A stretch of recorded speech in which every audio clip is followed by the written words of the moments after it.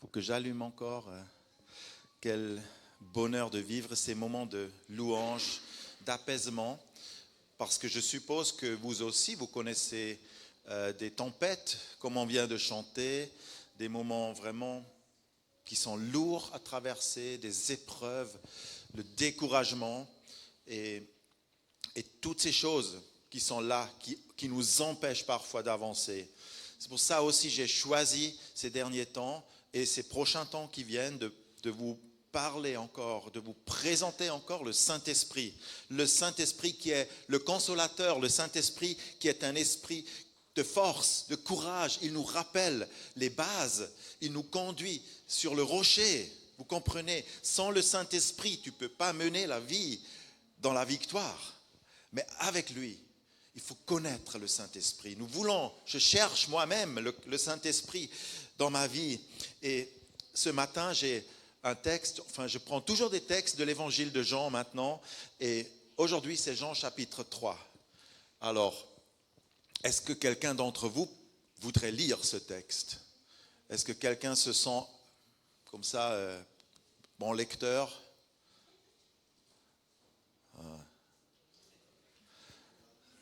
Hein?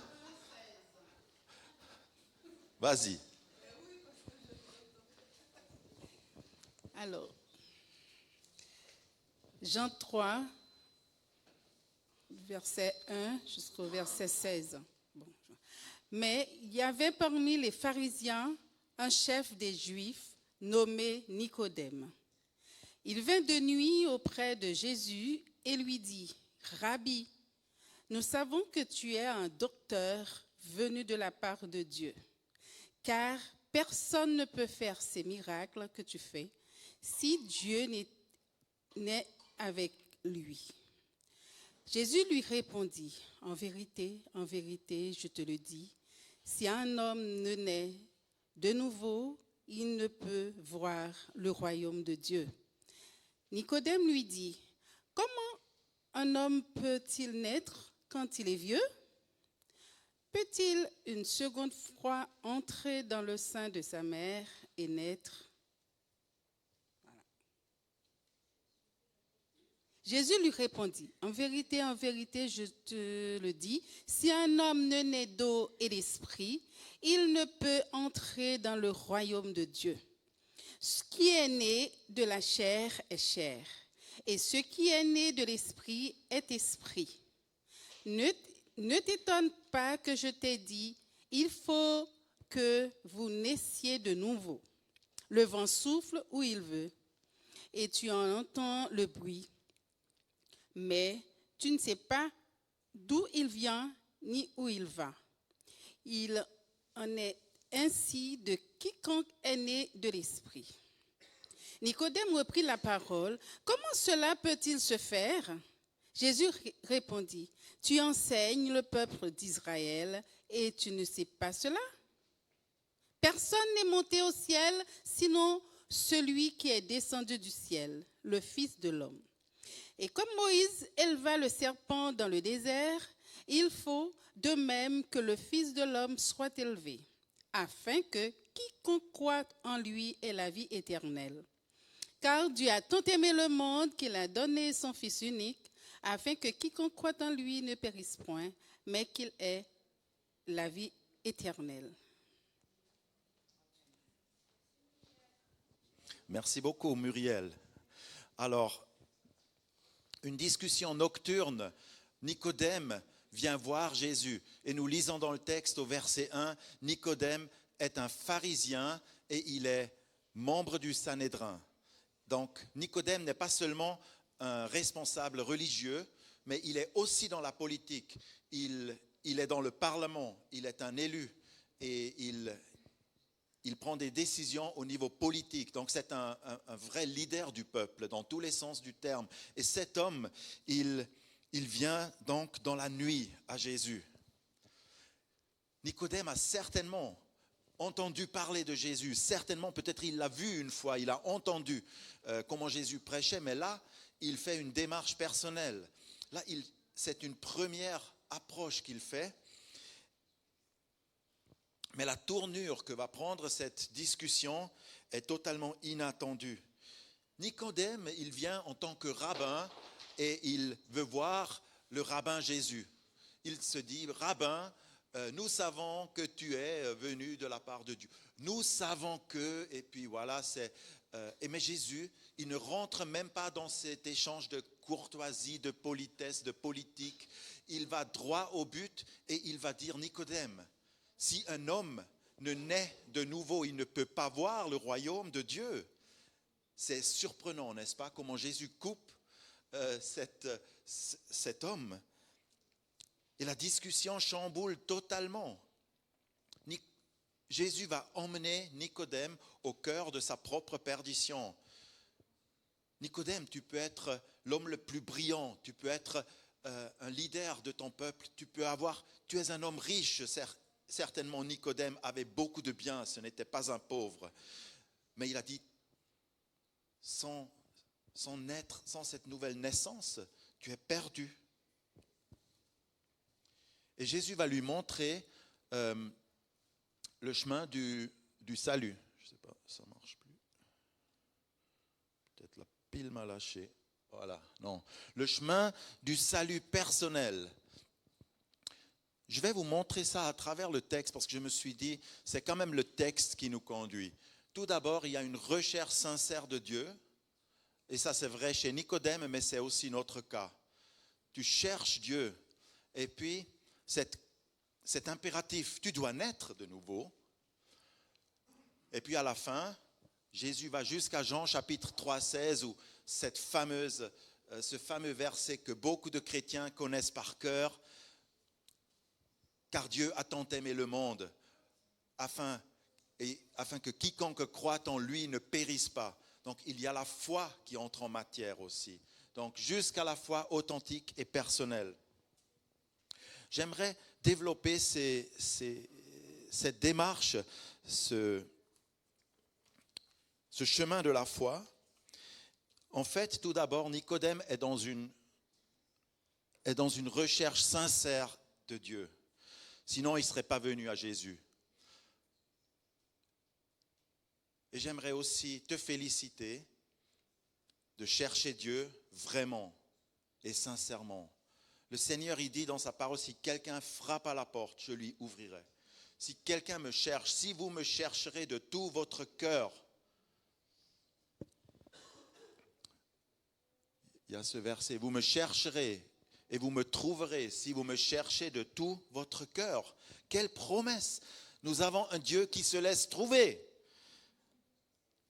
Et puis Nicodème, vous voyez, il est vraiment en quête de vérité. Mais le Seigneur va lui parler du royaume de Dieu.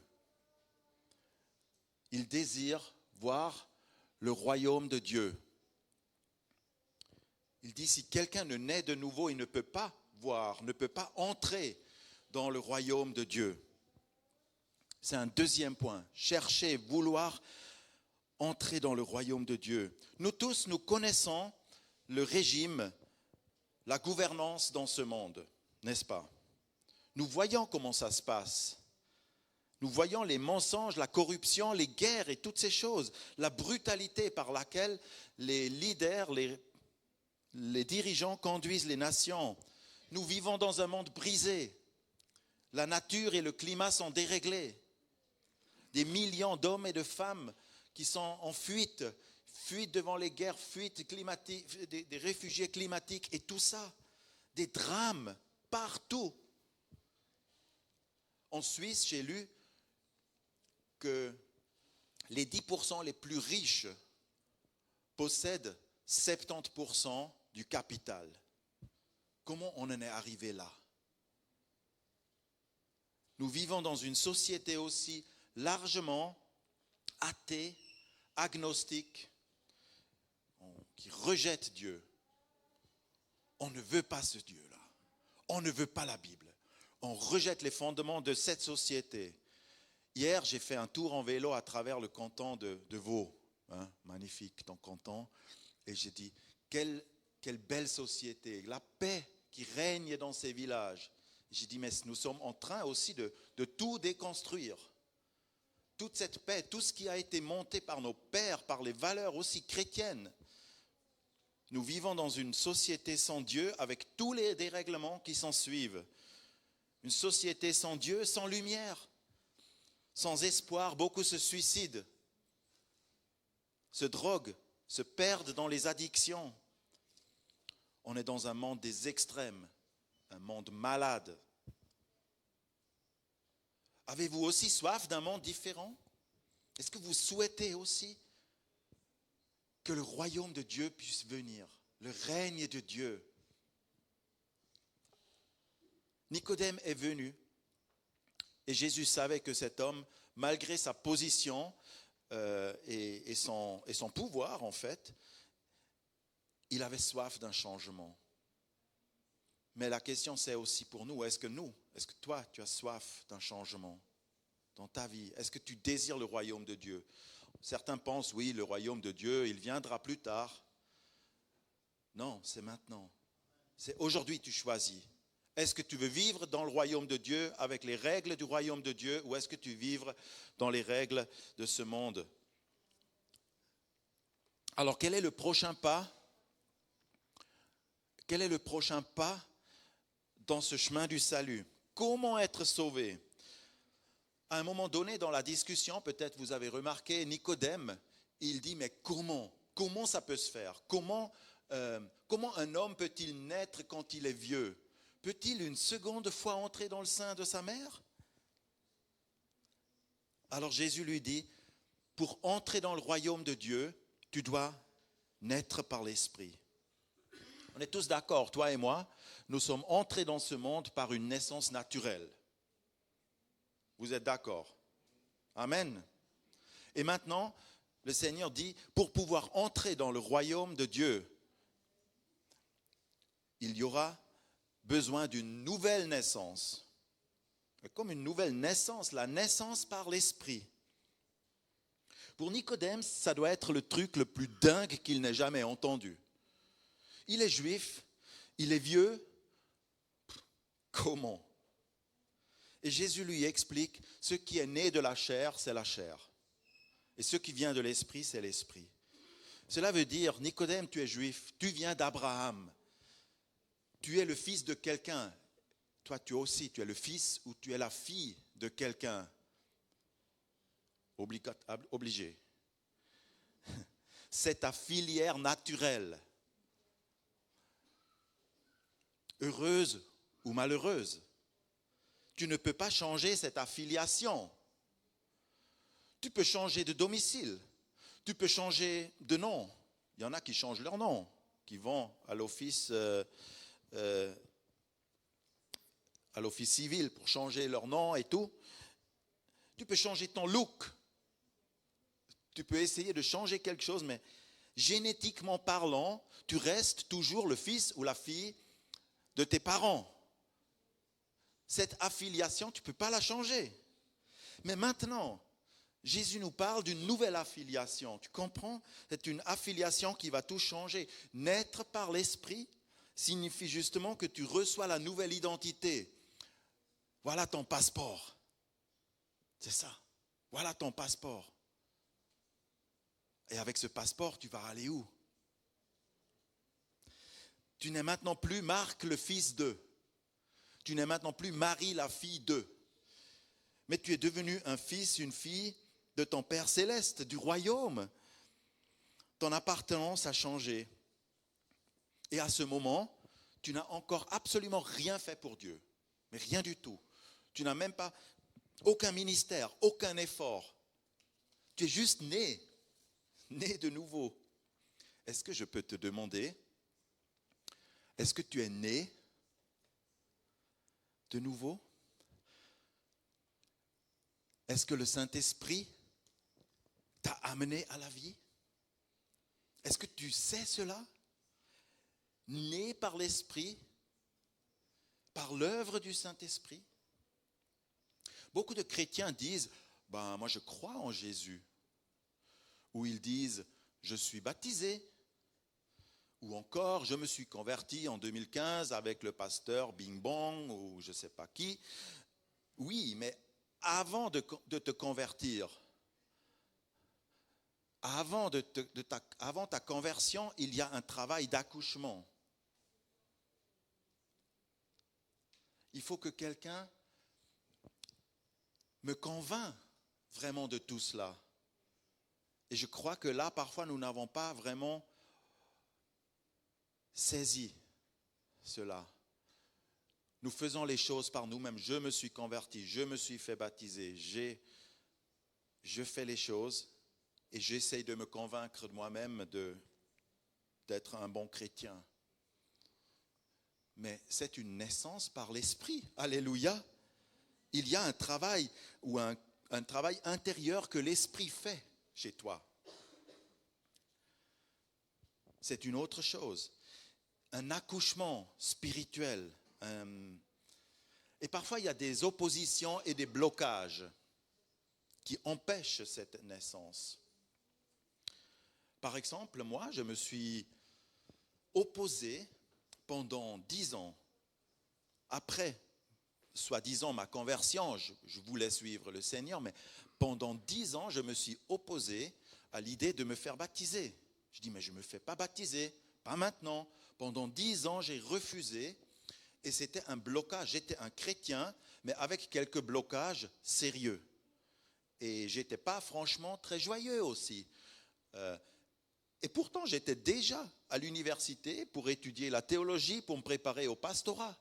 Et parfois, ce ne sont pas ces choses-là qui comptent.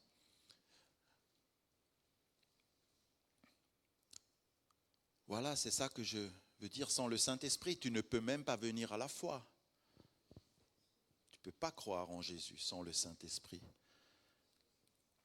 Et maintenant, ces blocages, je vous montre quelques blocages ce matin. Il y a des blocages intellectuels, des blocages émotionnels, des blocages théologiques, des blocages culturels et familiales et des blocages spirituels. Chez moi, c'était certainement quelques blocages intellectuels, parce que j'étais peut-être comme Nicodème. Maintenant, je fais la théologie, je vais maîtriser les choses, je comprends, je sais. Je suis au-dessus de ces choses. Vous voyez, et parfois nous avons des raisonnements qui sont très forts, qui nous empêchent. Tout à l'heure, j'étais très touché pendant la louange. J'ai vu, gracias por la palabra del Señor que viene del cielo directamente. Très bien. Non, j'étais très touché, en fait, par... j'ai regardé la petite Sarah qui était sur tes genoux. Et elle a chanté, tu es bon, tu as toujours été fidèle. J'ai dit, la petite Sarah, qu'est-ce qu'elle sait?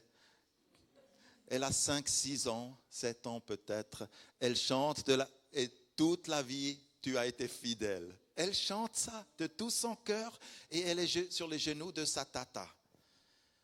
J'ai dit, là, il n'y a pas de blocage intellectuel. Vous comprenez? À un moment donné, je me suis dit, Rico, est-ce que moi-même, enfin, j'ai dit, je voudrais être comme Sarah. Être sur les genoux de mon père et être dans la sécurité et pouvoir louer Dieu sans aucun blocage. Vous voyez? Mais nous avons tellement de blocages qui nous empêchent finalement d'avancer dans la foi. Et nous nous rendons parfois même pas compte. Il y a des blocages émotionnels aussi. Qu'est-ce que ça pourrait être un blocage émotionnel? Un blocage émotionnel, ça, j'ai noté certaines choses. Peut-être que certaines personnes sont allergiques au toucher. Ne me touche pas. Ça montre que quelque chose ne va pas. Peut-être quelqu'un t'a touché d'une mauvaise manière et maintenant tu ne veux plus qu'on te touche. Ou il y a des gens qui ont un cœur refroidi. C'est froid. C'est la glace. Jésus ou le Saint-Esprit, il nous fait sortir de là. Comprenez, c'est ça la nouvelle naissance en Jésus-Christ.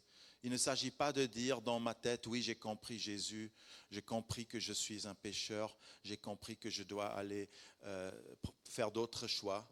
Non, c'est une délivrance que le Saint-Esprit fait. C'est un accouchement, c'est un travail à l'intérieur. Il y a aussi des blocages théologiques, ce sont des fausses doctrines parfois qui nous font qu'on ne peut pas avancer. Des blocages culturels, des héritages familiales. La première église où j'étais, j'aime beaucoup ces personnes d'ailleurs, je le dis avec beaucoup de respect et avec d'amour, mais j'ai beaucoup souffert dans cette église parce qu'on disait toujours, dans cette église, nous avons toujours fait comme ça. Ou dans cette église, nous n'avons jamais fait ça. Ces mots, je les ai entendus et j'ai dit, quel blocage. Si tu dis, on a toujours fait comme ça, on ne peut pas évoluer. Blocage culturel, blocage familial, peut-être aussi. Des choses qui sont là, des héritages. Et des blocages spirituels aussi. Je veux mentionner le non-pardon. Ou encore des personnes qui souffrent parce qu'ils pensent qu'il y a une malédiction. Ou ils disent, il y a une malédiction. Je suis sous une malédiction. C'est un blocage sérieux, sincère. Des gens qui disent, il y a des mauvaises ondes dans ma vie. Des mauvaises ondes. Moi, je ne crois pas dans les mauvaises ondes. Il faut accepter que le Saint-Esprit vienne faire ce travail et qu'il vienne enlever tous ces blocages. Vous voyez, c'est cela, le travail du Saint-Esprit. C'est lui qui te mène à la vie, comme lors d'un accouchement, la sage-femme qui fait venir à la vie. C'est lui qui enlève tous ces blocages. Dans cet accouchement spirituel, le Saint-Esprit nous fait sortir de nos ténèbres à la lumière. Alléluia. Il nous transporte. C'est ça l'image, il nous transporte. Tu vois, pour être sauvé, il faut que tu laisses faire le Seigneur. C'est ce verset aussi où Jésus dit, l'Esprit souffle où il veut. Tu ne sais pas d'où il vient et où il va. Il en est ainsi de toute personne qui est née de l'Esprit. Toujours dans Jean chapitre 3, verset 8. Si l'Esprit souffle où il veut, c'est-à-dire que tu ne maîtrises pas ces choses. Cela veut dire que notre nouvelle naissance, aussi notre conversion, sont toujours un miracle. C'est quelque chose que tu n'arriveras jamais totalement à expliquer. Pourquoi je suis un enfant de Dieu? C'est un miracle, c'est quelque chose que Dieu a fait. Ce n'est pas juste le fruit d'un raisonnement, ou pire, d'une manipulation, ou d'une illusion. Non, ce n'est pas une illusion parce que l'Esprit atteste à notre esprit que nous sommes enfants de Dieu. Amen. Je pourrais maintenant dire Amen, tout est bon, le Saint-Esprit fait son travail, nouvelle naissance, tu n'as besoin de rien faire, tout va bien, vous pouvez y aller. Je vous souhaite un bon dimanche, chers frères et sœurs. Non, ce n'est pas tout à fait vrai. Parce que la discussion avec Nicodème continue. Vous voyez, et peut-être qu'elle a duré peut-être toute la nuit, je ne sais rien. Mais au verset 16, Jésus va dire ceci, « Car Dieu a tant aimé le monde qu'il a donné son Fils unique, afin que quiconque croit en lui ne périsse pas, mais qu'il ait la vie éternelle. » C'est la nécessité de croire aussi. Là, après une nouvelle naissance, tu peux réellement commencer à croire. Et ça sera une foi authentique, une foi puissante, une foi transformatrice.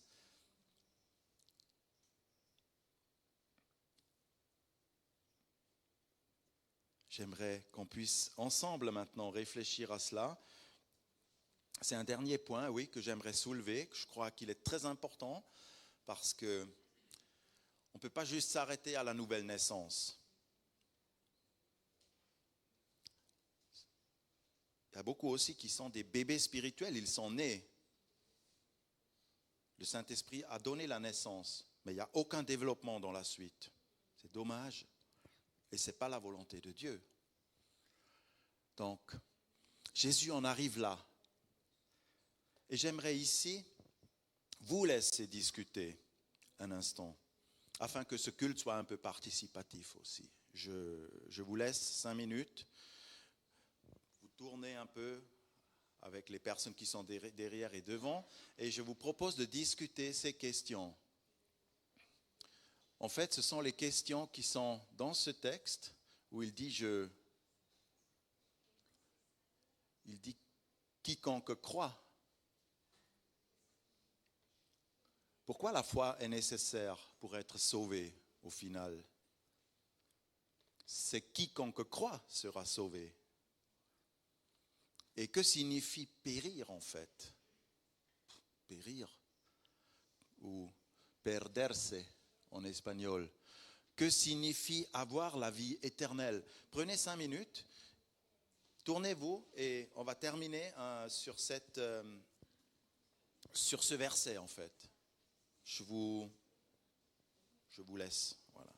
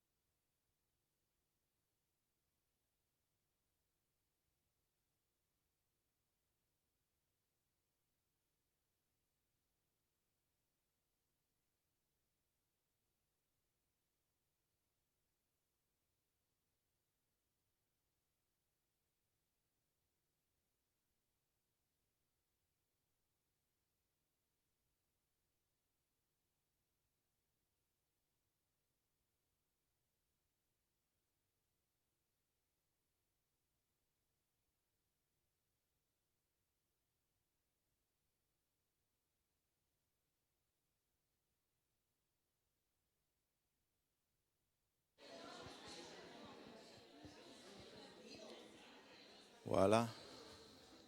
Je trouve ça bien, ces discussions intenses. Amen. Amen.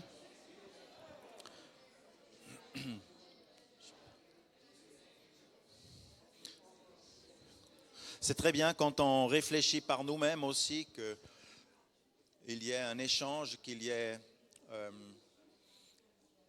que vous vous expliquiez mutuellement un tel verset. Comment vous le comprenez, comment vous l'entendez. Alors, pourquoi la foi personnelle est nécessaire pour être sauvé? Pourquoi le Seigneur n'aurait pas dit, pas besoin d'une démarche personnelle? Tout le monde reçoit le billet. Tout le monde reçoit le ticket d'entrée.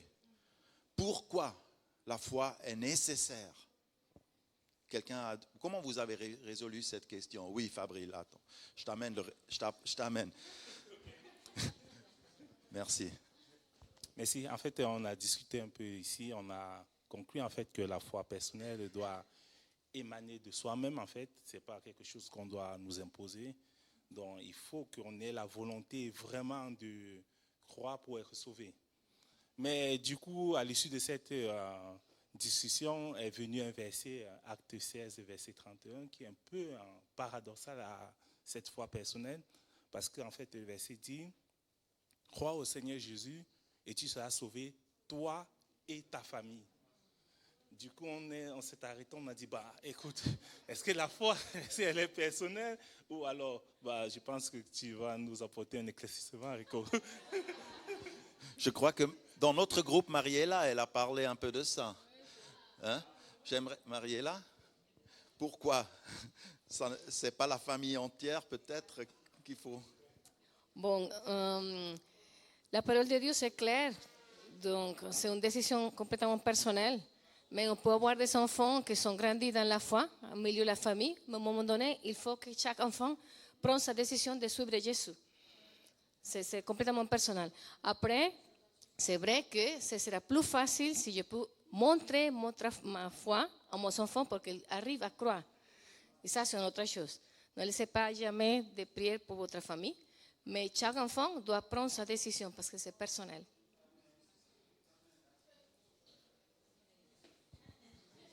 Oui, s'il te plaît. Oui, en fait, je pense par amour, Dieu nous a donné vraiment le libre arbitre. Donc vraiment, chaque choix, il veut qu'on le prenne nous-mêmes. Donc c'est pour ça que c'est quelque chose de personnel, la foi. Et que ça ne doit pas être quelque chose d'imposé, on doit être libre. Un peu comme Adam et Ève dans le jardin, ils étaient libres de faire ce qu'ils veulent. Donc c'est la même chose pour nous, je pense. Merci beaucoup. Je reviens encore quand même aussi à cette question, Fabril. Je crois, aujourd'hui, je ne pourrais pas répondre à ce verset de Acte 16 parce que c'est vraiment un texte quasiment unique dans l'Écriture où vraiment on dit que toute la famille est sauvée. Toi, tu crois et ta famille sera sauvée aussi avec. Mais ça vaut une fois la nécessité de creuser. Mais souvent, la Bible dit quand même, décide toi-même. Tu as le libre arbitre. Et on ne peut pas baser une théologie sur un seul verset biblique. Ça aussi, c'est une règle. Il faut examiner ces choses. Mais c'est intéressant, c'est juste. La Bible n'est pas un livre tout lisse. Elle nous laisse, il y a dans la théologie des questions.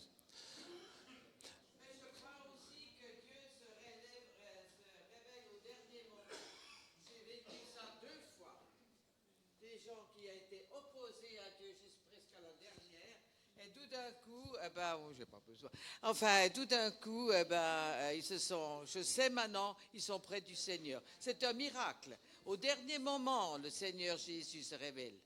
Mais je pense pour nos familles, ça doit être la même chose. Moi, pour moi, les miens sont tous niettes.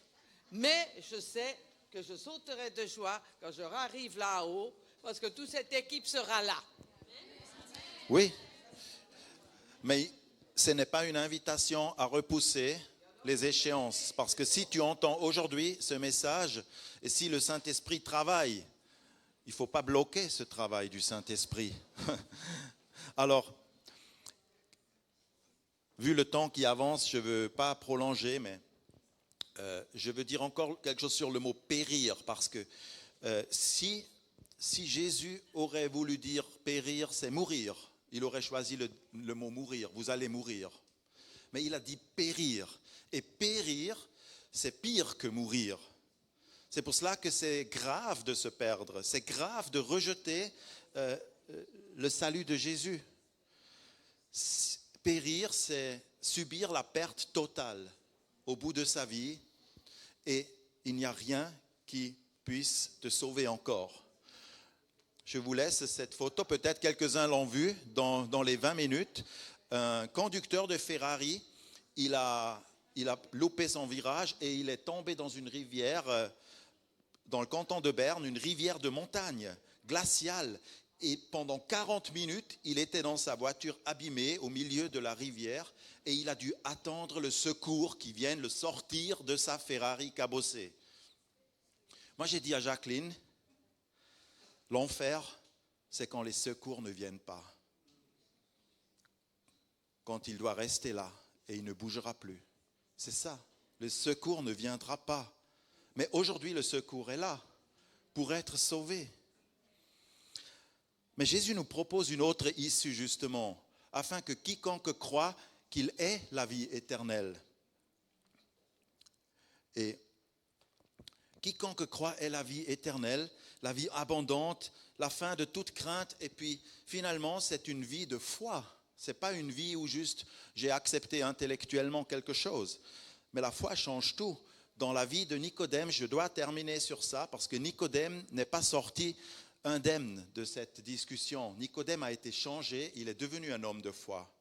Et nous lisons au moment de la crucifixion, quand Jésus est mort sur la croix, après cela, Joseph d'Arimathée, qui était disciple de Jésus, mais en secret, par la crainte des Juifs, demanda à Pilate la permission d'enlever le corps de Jésus.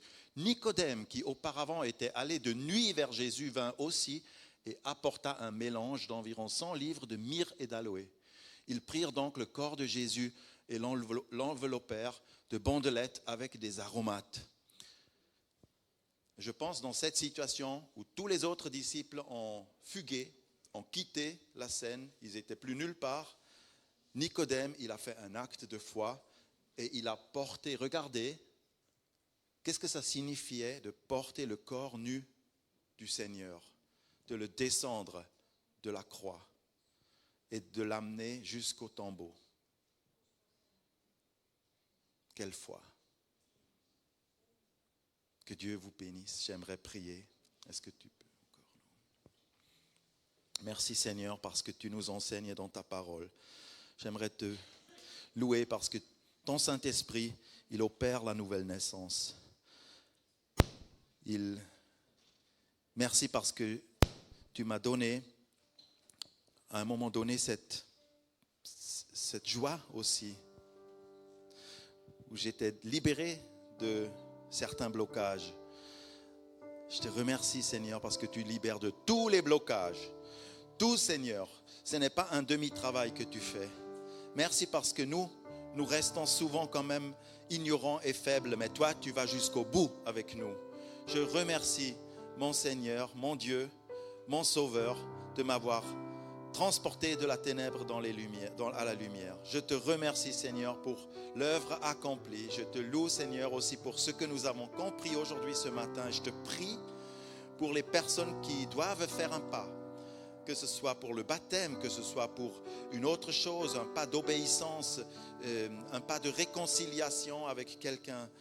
Que sais-je, Seigneur? Je te prie de nous aider, de nous soutenir, de nous porter, Seigneur, vers ces bons choix. Dans le nom de Jésus. Amen. Amen. Shalom.